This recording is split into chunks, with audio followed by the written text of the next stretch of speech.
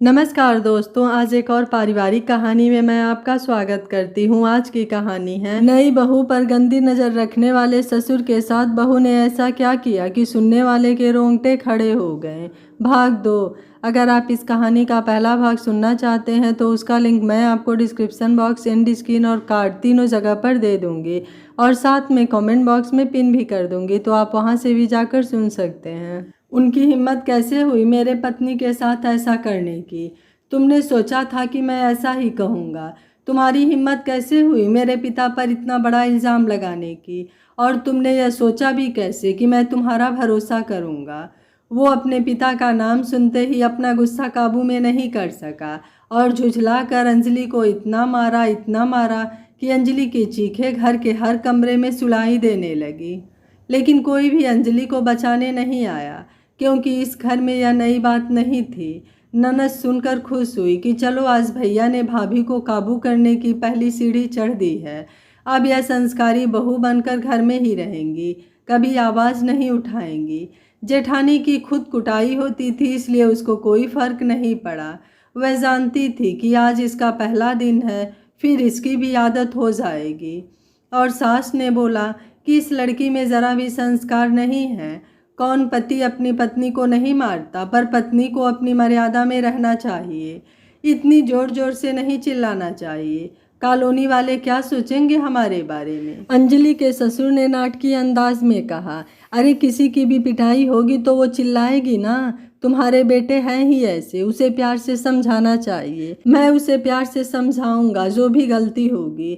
पर वो अच्छे से समझ गया था कि अंजलि ने पक्का ही उसकी हरकतों के बारे में दीपक को बताया होगा, जिससे दीपक इतने गुस्से से उसे पीट रहा है। मारते मारते जब अंजलि बेजान हो गई तब उसे ऐसे ही छोड़कर दूसरे कमरे में सोने चला गया। अगली सुबह तक अंजलि ऐसे ही ज़मीन पर पड़ी रही। जब उसकी आंख खुली तो उसने देखा कि सुबह के 8 बज चुके थे। वो एक पल को भूल गई थी कि कल रात उसके साथ क्या हुआ था। पर जैसे ही वो जल्दी में उठी, उसके शरीर के जख्मों के दर्द ने याद दिलाया कि उसको कल दीपक ने कितनी बुरी तरह से पीटा है। फिर भी वो बहू होने के फर्ज को निभाती रही। वो जल्दी जल्दी नहाकर नीचे गई और पूजा की और भागकर रसोई घर में आने लगी तो बड़ी भाभी ने उसका हाथ पकड़कर उसे बाहर निकाल दिया। वो दंग रह गई। अरे भाभी, आप ऐसा क्यों कर रही हैं? मुझे माफ़ कर दीजिए, आज आँख ज़रा देर से खुली, पर मैं जल्दी ही सबके लिए खाने में कुछ बना दूंगी। तब भाभी बोलती हैं कि तू बहाने मत बना, मैं सब जानती हूँ कि तू रात भर क्या करती है और इधर आकर नाटक दिखा रही है। अंजलि पढ़ी लिखी थी, तू जैसे शब्द उसे बिल्कुल अच्छे नहीं लगते थे और ससुराल में ऐसी इज्जत, पर फिर भी वो चुप रही। पलट कर जवाब नहीं दे सकती थी क्योंकि कोई उसका साथ देने वाला नहीं था। फिर अंजलि अपनी सास से बात करने उनके ससुर के कमरे में गई, पर वहाँ सास की जगह उसका ससुर मिल गया। अंजलि उन्हें देखकर भाग पाती तब तक उसने फिर से अंजलि को दबोच लिया और फिर उसके साथ ज़बरदस्ती करने लगा और उसके जख्मों को और कुरेदने लगा। अंजलि को जो पीड़ा हो रही थी वो आंखों से बहते लगातार आंसू बया कर रहे थे, पर वो चिल्ला भी नहीं सकती थी क्योंकि एक तो ससुर की धमकी, ऊपर से कौन अंजलि की बात पर भरोसा करता। और वैसे भी अंजलि का ससुर कहाँ मानने वाला था। ये शादी आखिर उसने करवाई ही अपने लिए थी। फिर जैसे तैसे करके अंजलि उसके चंगुल से भाग गई। वो भागते भागते घर के बाहर निकल गई और अपने घर की तरफ चलने लगी। उसने ठान लिया कि नहीं, ये सब वो अपने साथ नहीं होने दे सकती।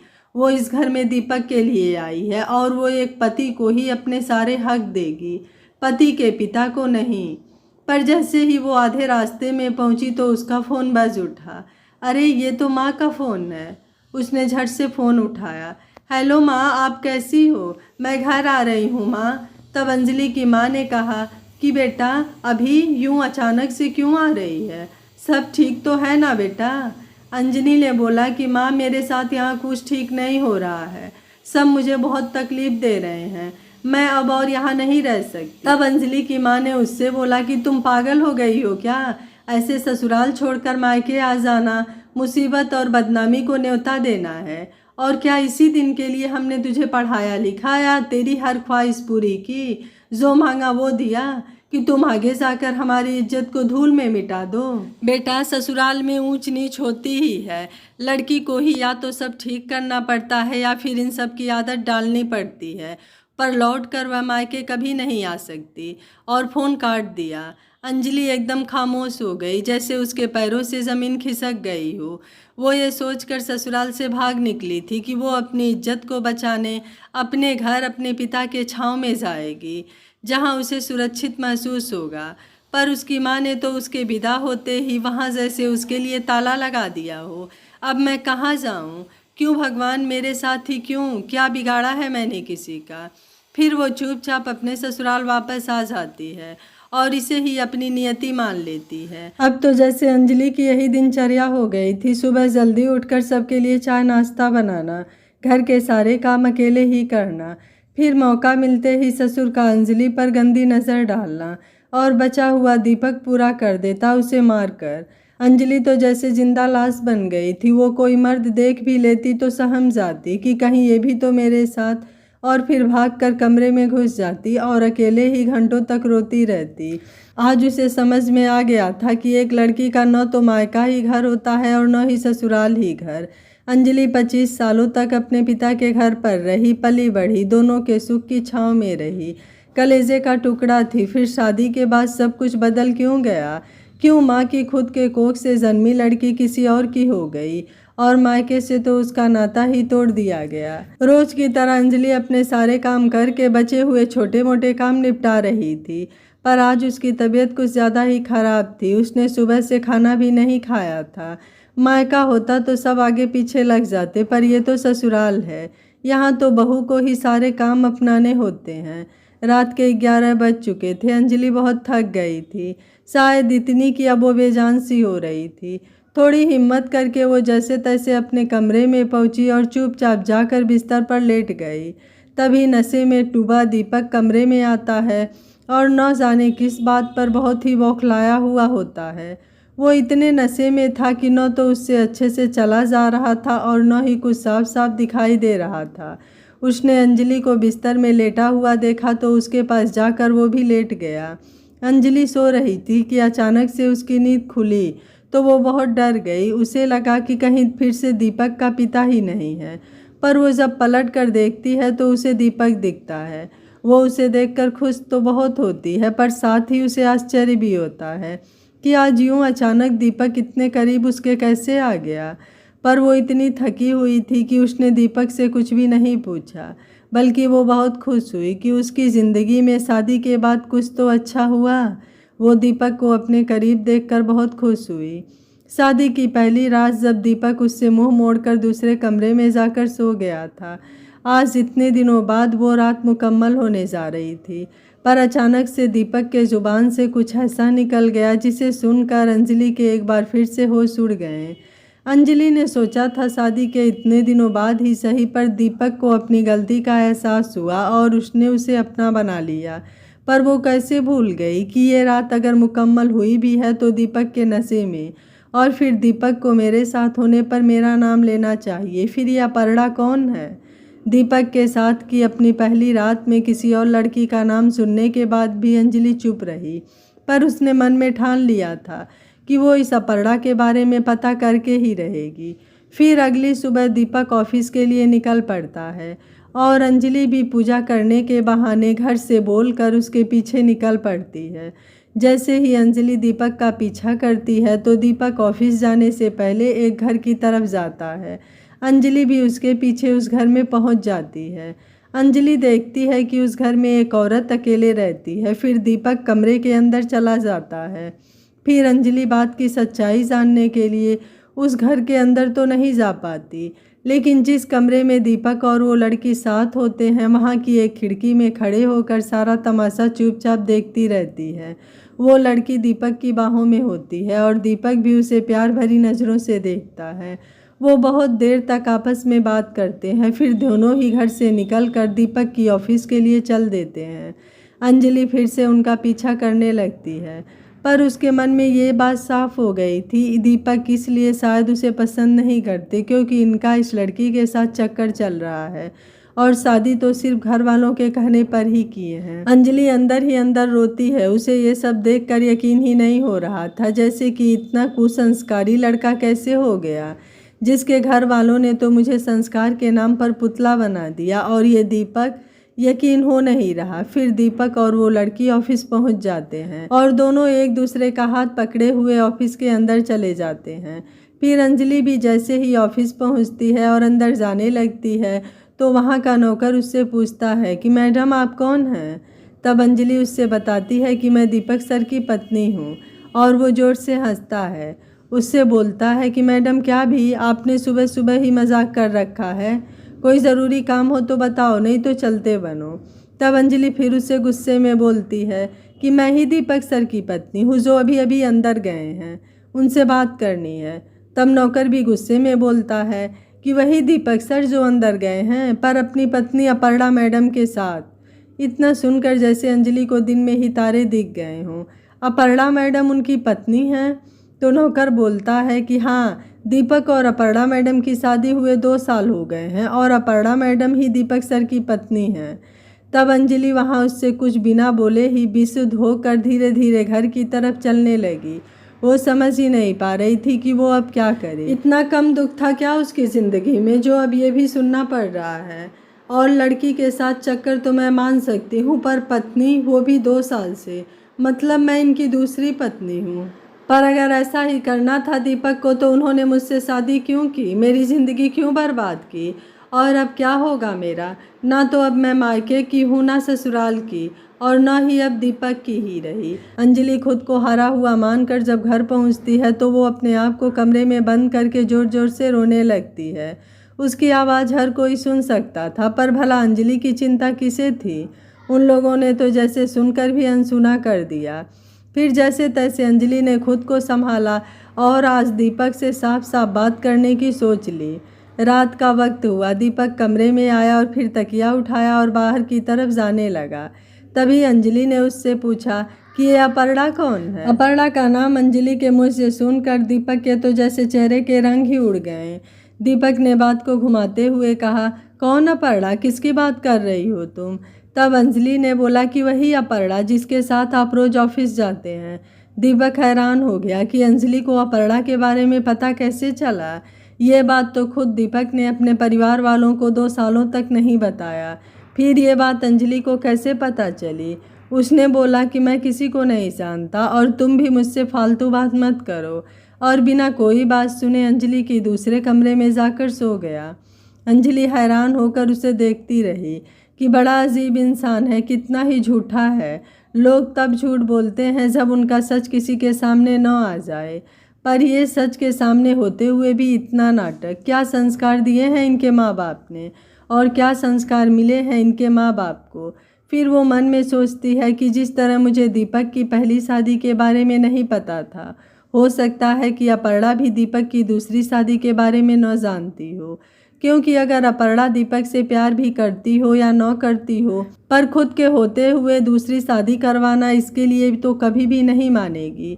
मर जाएगी पर एक लड़की कभी नहीं मानेगी। क्योंकि कल रात जो भी किया दीपक ने मेरे साथ, उसके बाद तो कोई पत्नी बर्दाश्त न करे। मैं भले ही दीपक को जानती नहीं और न ही कभी बात की, और प्यार तो बहुत दूर की बात है, पर किसी और औरत के साथ तो कभी देख भी नहीं सकती। कुछ करना होगा, ये सच तो सबके सामने लाना ही होगा। मन में ऐसे सवाल जवाब करके अंजलि अगली सुबह का इंतज़ार करने लगी। अगली सुबह अंजलि ने अपने सारे काम निपटाए और दीपक के ऑफिस जाने का इंतज़ार करने लगी। पर दीपक भी बहुत होशियार था। उसे अंजलि की बातें सुनकर रात भर नींद नहीं आई। उसके मन में हज़ारों ख्याल आ रहे थे, इसलिए उसने एक प्लान बनाया जिससे अंजलि के हर सवाल से बचा जा सकता था। आज दीपक ऑफिस क्यों नहीं जा रहे हैं, समय तो हो गया है, अब तो उन्हें देर भी हो रही है। अंजलि दीपक को ऑफिस न जाते हुए देखकर बार बार परेशान हो रही थी। फिर अचानक से बाहर एक टैक्सी आकर खड़ी हो गई। उसने ड्राइवर उतर कर आया और उसने पूछा कि यहाँ दीपक सर कौन हैं। तब दीपक तुरंत बाहर आता है और उस ड्राइवर से बोलता है कि अरे तुम आ गए, थोड़ा इंतज़ार करो, मैं बस सामान लेकर अभी आया।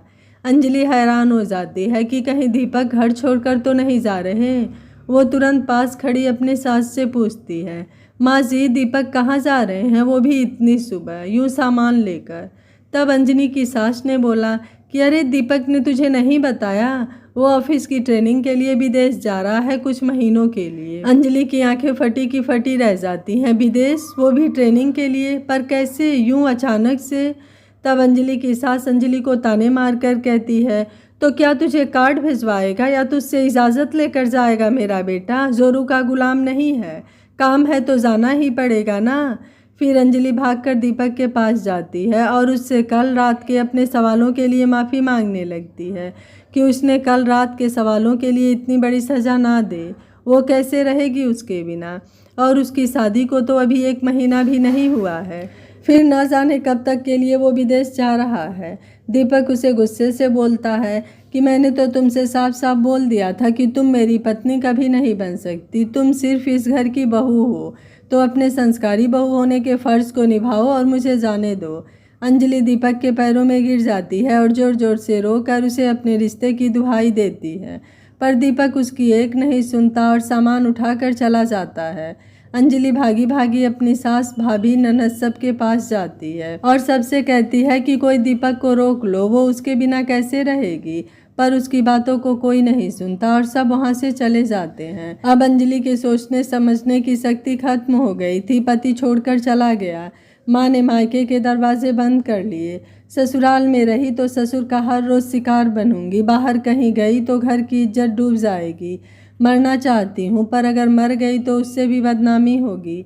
न जाने ये लोग कौन सा इंजाम लगा दे मुझ पर, जिसका भुगतान मेरे माँ बाप और बहन को करना पड़े। लेकिन अंजलि के दिमाग में अब बार बार ये बात आ रही थी कि इस घर में अब मेरा रहने का क्या मतलब है। मेरा पति मुझे छोड़कर जा चुका है और इस घर में मुझे बहू का कोई सम्मान नहीं मिलता है।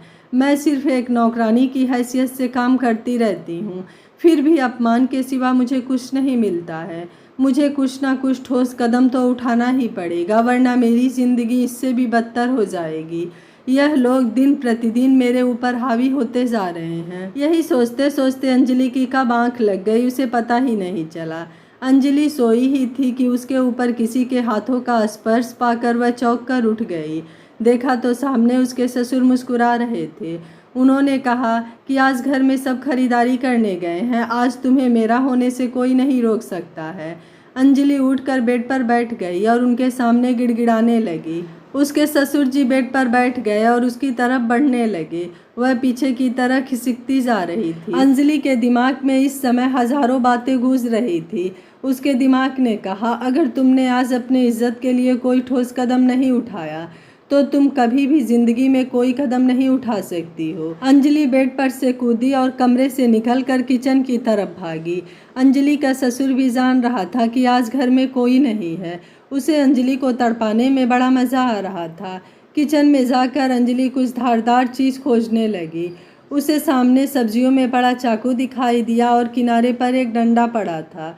अंजलि ने दोनों उठाया और बाहर आकर ससुर को संभलने का मौका भी नहीं दिया और ताबड़तोड़ डंडे से वार करने लगी। इससे ससुर नीचे गिर चुके थे। वह दोनों हाथों से उठने का प्रयास कर रहे थे, लेकिन अंजलि उन्हें संभलने का मौका नहीं दे रही थी और चिल्लाए जा रही थी, बहू पर गंदी नज़र डालता है, बहू को कमज़ोर समझता है, बहू पर गंदी नज़र डालता है। अंजलि ने कहा, फिर कभी किसी बहू बेटी के ऊपर गंदी नज़र डालने की हिम्मत करेंगे? उसके ससुर अंजलि के पैरों में गिरकर गिड़गिड़ाने लगे, बहू मुझे छोड़ दो, मुझे माफ़ कर दो, मैं अब से गलती कभी नहीं करूँगा। आज से मैं हर बहू को बेटी के समान ही समझूंगा। अंजलि ने कहा, कभी किसी औरत को कमज़ोर समझने की कोशिश मत करना। एक औरत अगर जन्नी हो सकती है तो माँ चंडी का रूप भी रख सकती है, इस बात को कभी मत भूलना।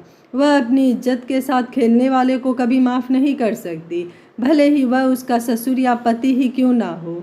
अंजलि के ससुर उसके पैरों में गिरा ही था कि उसकी सास और जेठानी बाजार से वापस आ गईं। सास अपने पति को बहू के पैरों के पास ऐसे गिरे हुए देखकर तमतमा उठी और अंजलि के हाथ में डंडे देखकर उसे यह समझते देर नहीं लगी कि बहू ने अपने ससुर की कुटाई की है। वह अपने पति को उठाते हुए बोली, तेरी हिम्मत कैसे हुई अपने ससुर पर हाथ उठाने की? अंजलि ने कहा, माँ जी आप मेरी बात तो सुनिए। अंजलि अपने बारे में कोई सफाई दे पाती इससे पहले ही अंजलि की सास ने अंजलि का हाथ पकड़कर उसे घर से बाहर निकाल दिया। अंजलि बहुत देर तक दरवाजे के पास खड़ी होकर चिल्लाती रही, रोती रही कि बस एक बार मेरी बात सुन लो, पर उसकी बात को किसी ने नहीं सुना और ना ही किसी ने ध्यान दिया। अंजलि अब क्या करती? अब उसे अपने मायके जाने के सिवा और कोई चारा नहीं था और वो अपने घर पहुंच जाती है। दरवाज़ा अंजलि की छोटी बहन उज़्मा खोलती है और अंजलि को देखकर उज़्मा बहुत खुश होती है और माँ को आवाज़ लगाती है। माँ ने अंजलि को देखा, न जाने क्यों उसे अंजलि के दर्द का एहसास हुआ। उसने तुरंत अंजलि से पूछा कि क्या बात है बेटा, सब ठीक है? ऐसे तुम अचानक से? अंजलि ने बात को संभालते हुए कहा, अरे माँ सब शादी में गए हुए हैं और अकेले मेरा मन नहीं लग रहा था और शादी के बाद मैं पहली बार ही तो आई हूँ, 3-4 दिनों में वापस चली जाऊँगी। ऐसी बातें अंजलि के मुंह से सुनकर अंजलि के पिता ने अंजलि को माँ को जोरों से डांटा। तुम ये कैसे सवाल कर रही हो मेरी बेटी से? ये उसका ही घर है जो जब चाहे आ सकती है, जा सकती है और जब तक मन करे वो यहाँ रह सकती है। अंजलि ने अपने पिता के मुंह से यह बात सुनकर खुद के आंसुओं को रोक न सकी और उनके गले लगकर रोने लगी। पिता ने सोचा कि शायद बहुत दिनों बाद देखी है इसलिए थोड़ा भावुक हो गई है। अंजलि की माँ शादी के बाद अंजलि को क्या समझाती थी और क्या कहती थी, इस बात की खबर न तो अंजलि के पिता को थी और न ही अंजलि की छोटी बहन उज़्मा को।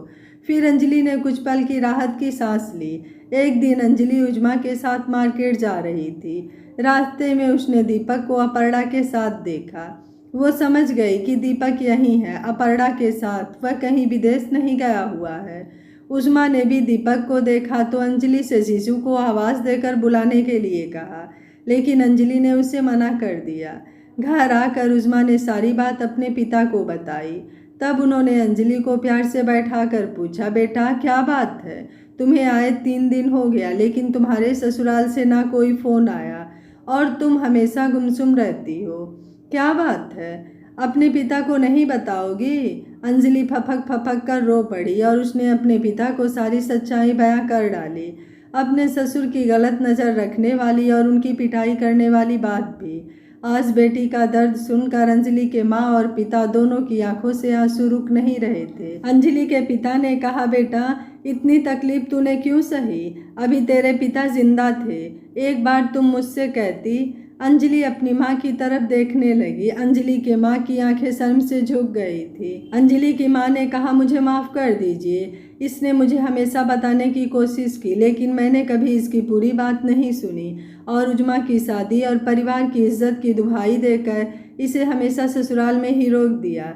लेकिन आज नहीं, आज मैं अपनी गलती सुधार कर रहूँगी और अपनी बेटी को इंसाफ दिला कर रहूँगी उन राक्षसों से। फिर अंजलि का हाथ पकड़कर वह उसे ऐसी जगह ले गई जिसे देखकर अंजलि के होश उड़ गए। अंजलि ने पूछा, माँ पुलिस स्टेशन पर? यहाँ क्यों माँ? मुझे कोई रिपोर्ट नहीं लिखवानी। तब अंजलि की माँ ने अंजलि को सीने से लगाया और उसे समझाया कि बेटा तुम तो बर्दाश्त कर गई, पर अगर इन लोगों को सबक नहीं सिखाया गया तो न जाने ऐसे दरिंदे कितनी और अंजलि बना डालेंगे। इसलिए तुम्हें सिर्फ अपने लिए नहीं बल्कि न जाने अपनी जैसी कितनी अंजलि बन चुकी होंगी और बनने वाली होंगी, उनकी ज़िंदगी बचाने के लिए तुम्हें यह कदम उठाना पड़ेगा। इसके बाद अंजलि ने उनके खिलाफ रिपोर्ट करवाई और पुलिस के साथ अपने ससुराल पहुंची। तभी अंजलि की ननद ने दरवाज़ा खोला और अंजलि के साथ पुलिस को देख उसके चेहरे का रंग उड़ गया और उसके मुंह से बस इतना ही निकला कि माँ अंजलि भाभी आई हैं। कि तभी अंजलि की सास ने बोला, अरे ला मिट्टी का तेल, इसे जिंदा जलाकर सारी समस्या ही खत्म कर देती हूँ। और इस तरह खुद ही अंजलि के ससुराल वालों ने पुलिस को सबूत भी दे दिया अंजलि के साथ हो रहे अन्याय का। तभी पुलिस ने बोला कि समस्या तो अब खत्म होगी तुम सबको जेल भेजने के बाद। सब अंजलि के साथ पुलिस को देखकर हैरान हो गए और सब अपनी अपनी बात से पलटने लगे और अंजलि पर ऐसे प्यार लुटाने लगे जैसे कभी कुछ हुआ ही नहीं हो। पर कहते हैं ना कि झूठ चाहे कितने ही लोगों की भीड़ में क्यों ना हो, सच की हल्की झलक उस पर भारी पड़ ही जाती है। और पुलिस ने तो खुद अंजलि के सास के मुंह से अंजलि के लिए सब सुन लिया था। फिर अंजलि ने सबके खिलाफ गवाही दी और दीपक की पहली शादी का सच भी सबके सामने आया। सब दीपक से नज़र नहीं हटा रहे थे। दीपक की पहली पत्नी को बुलवाया गया। उसे देखकर अंजलि ने उसके पास जाकर एक बात पूछी, क्या तुम्हें पता था कि दीपक दूसरी शादी कर रहे हैं? तब अपर्णा दीपक की तरफ गुस्से से देखने लगी और जोरों से एक थप्पड़ मारा और चिल्लाते हुए पूछा, ये सब क्या है? फिर पुलिस के पूछने पर अपर्णा ने सबको सच बताया कि वो और दीपक आज से 3 साल पहले शिमला में कंपनी की मीटिंग पर मिले। वही हमारी जान पहचान हुई। फिर हमें एक दूसरे से प्यार और फिर दीपक शादी का रिश्ता लेकर मेरे घर आ गया और हम सब से कहा कि उसके घर वाले इस प्रेम विवाह को कभी स्वीकार नहीं करेंगे, इसलिए वो ये शादी उनके खिलाफ जाकर कर रहा है और हम दोनों अलग से एक घर लेकर रहेंगे और आज हम 3 सालों से साथ रह रहे हैं। मैंने दीपक से कई बार कहा कि वो अब तो मुझे अपने घर ले जाए, पर वो हमेशा अपनी बीमार माँ का वास्ता देकर मुझे चुप करा दिया। और तो और दीपक ने आज तक अपनी बेटी तक को भी अपने घर वालों से नहीं मिलवाया। इतना सब सुन अंजलि की माँ को छोड़ो, दीपक के परिवार वालों के भी होश उड़ गए। तब अंजलि की माँ ने दीपक की माँ से पूछा कि बहन जी, मेरी बेटी ने तो सिर्फ अपने संगीत पर सिर पर आंचल नहीं रखा था, तो आपने और आपके पूरे परिवार ने संस्कारों का तमाशा बना दिया था। अब आपके बेटे को भी कौन सा इनाम दूँ मैं, जो उसने संस्कारों का इतना मान रखकर अपने घर की इज्जत में 4 चांद लगा दिए। और एक बात, दूसरों की बहू बेटियों में संस्कार ढूंढते ढूंढते खुद अपने बेटे को संस्कार देना आप लोग भूल गए। अब दीपक की माँ ने कहा, इंस्पेक्टर साहब, मेरे बेटे को मत पकड़ो, मेरा बेटा तो 1 साल से विदेश में था, वह यहाँ था ही नहीं। तब अपर्णा ने बोला, तुम विदेश कब गए? तुम तो 1 साल से यहीं मेरे साथ हमारे घर पर रह रहे हो। लो, दीपक का एक और झूठ सबके सामने आ गया। फिर दीपक ने बोला कि अपर्णा को यह सच्चाई पता चल जाती कि मेरी शादी हो चुकी है तो अपर्णा मुझे छोड़कर चली जाती और मैं अपर्णा से बहुत प्यार करता हूँ, मैं उसे खोना नहीं चाहता था, इसलिए मैं विदेश जाने का बहाना करके उसके साथ रहने लगा था। तभी अपर्णा उसे बोलती है कि छोड़कर चली जाती, मैंने तुम्हें छोड़ दिया, तुमने सिर्फ मेरी ही नहीं अंजलि की भी ज़िंदगी बर्बाद की है और एक बार अंजलि तुम्हें माफ़ भी कर दे, पर मैं तुम्हारे खिलाफ सारे आरोप लगाऊंगी, तुम्हें कोर्ट में लेकर जाऊंगी और तुमसे डाइवोर्स भी लूँगी। और वो वहाँ से चली जाती है। फिर अंजलि दीपक के पास जाती है और उससे कहती है कि तुम्हें तुम्हारे कर्मों की सज़ा मिल गई है और हाँ, तुमने पिता की भावनाओं से खेलने की कोशिश की और 2 लड़कियों की ज़िंदगी बर्बाद की। जिंदगी भर अपने कर्मों की सज़ा जेल में चक्की पीसते हुए तुम्हारा पूरा परिवार काटता रहेगा। इतना कहकर अंजलि अपने माँ के साथ अपने मायके चली जाती है और पुलिस दीपक के घर वालों को पुलिस स्टेशन ले गई और उनके खिलाफ कार्रवाई शुरू कर दी। फिर अंजलि ने भी दीपक से तलाक ले लिया और अपनी ज़िंदगी अपने तरीके से जीने लगी। यह कहानी आपको कैसी लगी? आप मुझे अपनी राय कमेंट बॉक्स में ज़रूर दीजिएगा। वीडियो पसंद आया है तो वीडियो को लाइक, शेयर एंड चैनल को सब्सक्राइब कर लीजिएगा। Thank you for watching. मिलते हैं अगली कहानी।